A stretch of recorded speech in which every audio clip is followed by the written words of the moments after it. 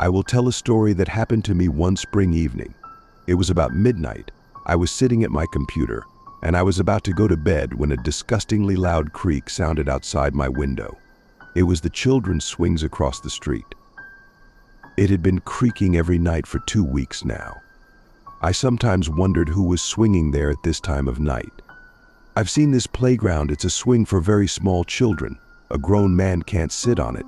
There's nowhere to put his legs. Does anyone take a child to play at midnight? Well, maybe the person is busy and wants to pay attention to his child. Well, for 5 minutes, well, for 10. But it goes on for half a night sometimes.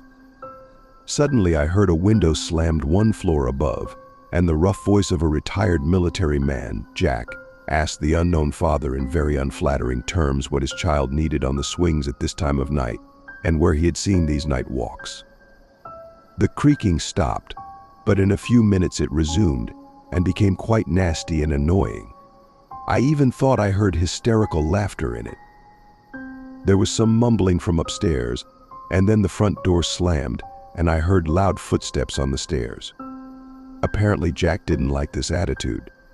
Maybe we should call the police, I thought to myself. A child after all. But after hesitating for 2 or 3 minutes, I decided not to interfere and to go to bed. By that time, the creaking had already stopped. In the morning, they found Alexich on those very swings, dead. The doctor diagnosed cardiac arrest.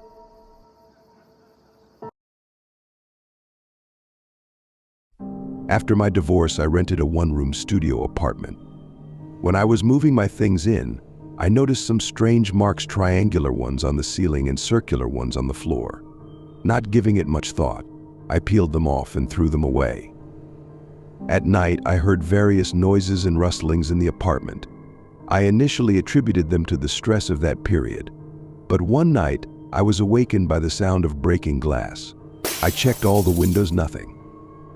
Entering the bathroom, I saw the mirror shattered on the floor, but the screw and frame were intact. The next incident didn't take long to happen. During the day, I got a call from the company located below my apartment saying I was flooding them.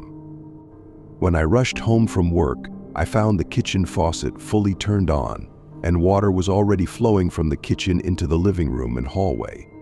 There was a very strong smell in the apartment, and I couldn't figure out where it was coming from. After turning off the faucet and cleaning up the kitchen, I moved to the living room and began pushing water off the carpet with the edge of a broom. The smell was much stronger in this area. I lifted the carpet from the baseboard and saw a large dark red, almost brown, stain the source of the disgusting smell. The entire floor under the carpet was covered in spreading white chalky stains. For a couple of weeks, I, a staunch atheist, slept with the lights on. Gradually, I started to get back to normal. When friends came over, I told them about the incidents in the apartment. However, they probably saw it as the product of an overactive imagination of a lonely woman who had gone through a nervous breakdown. The last inexplicable event happened at night.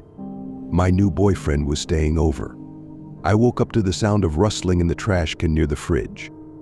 The noise was loud since there was a thick plastic bag on top. I didn't have any mice, and the rustling was too loud for a cockroach, whatever it was. It was clearly quite large. I woke up my boyfriend. He listened, then quickly ran to the trash can, turning on the light as he went.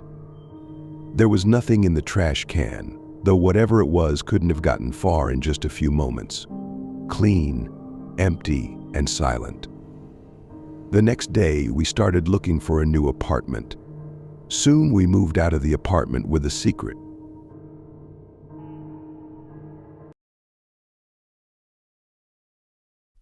I work in an ordinary car dealership, one of over 200 in the capital.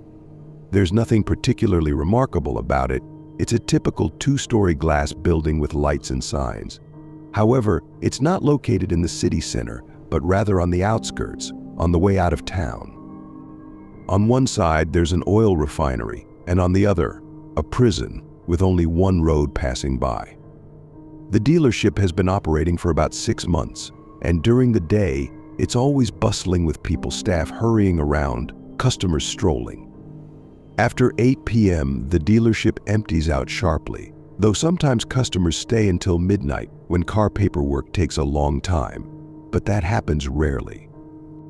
A couple of weeks ago, I stayed very late.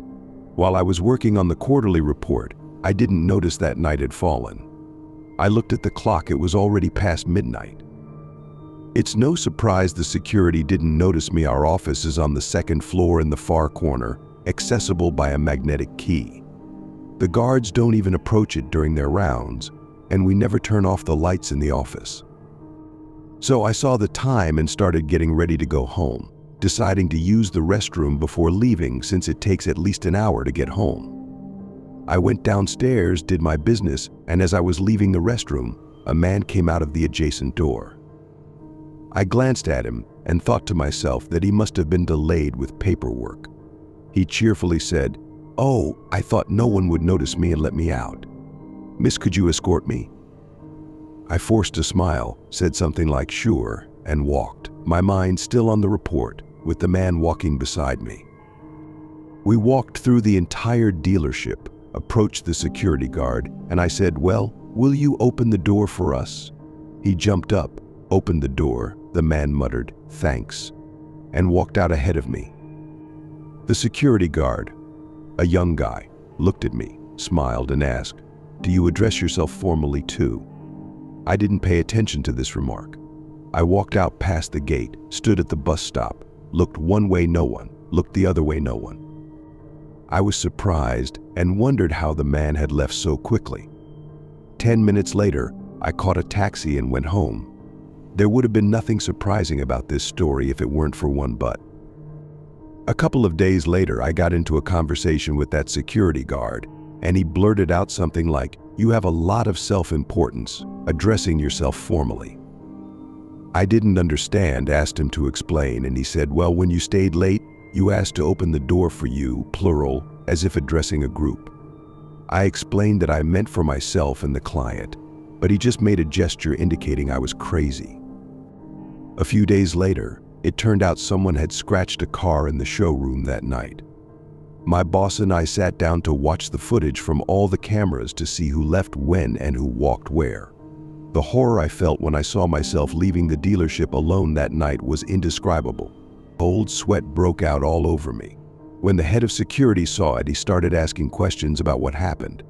I, being under the impression, told him everything as it was, and he replied, "Well, now I understand what the guys were talking about." They all say that at night it feels like someone is walking around the dealership, their footsteps slapping, approaching the first post, the dealership exit, standing there for a while, and then heading back towards the restrooms. Do you think we had such high turnover for no reason? All the younger guards quickly left. There were no living guests, but this one kept wandering around at night. And about a week ago, they say it stopped, as if someone let him out.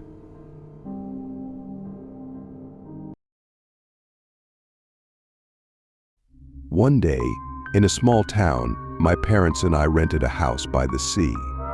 When my parents were talking to the owners of the house, I decided to talk to a man of about 65 who cleaned the house after the new guests. He told me that we were the first people in 16 years to agree to live in the lodge. And all because 16 years ago, it was in this mansion that the parents of a 6-year-old girl hanged her, hiding it behind a suicide mask. The cabin was nice, rustic on the outside, though it was very advanced and sturdy on the inside.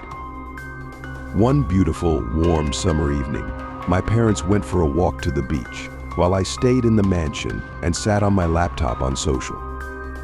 After sitting for about 2 hours, I went to bed to read a book. I read it for about 40 minutes, and I suddenly heard loud, harsh laughter in my room. Since I'm a skeptic, and the laughter stopped quickly enough, and because of the book one couldn't see anything, I pretended that nothing had happened. And then someone whispered, "Turn around." Now I was really scared. I got out of bed, put the book away, looked back and screamed with all my might. There stood a scary girl with a disfigured face. I immediately fell unconscious. The next day we immediately moved out of that mansion. Well, now turn around, buddy, and say hello to that girl, because she's been looking at you for 5 minutes.